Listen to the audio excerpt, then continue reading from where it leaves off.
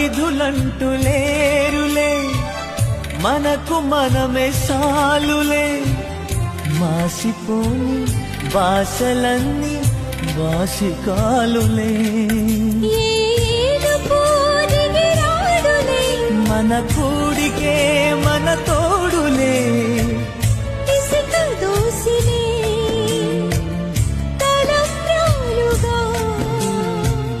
తలలు నింపగా మనువు జరిగెలే.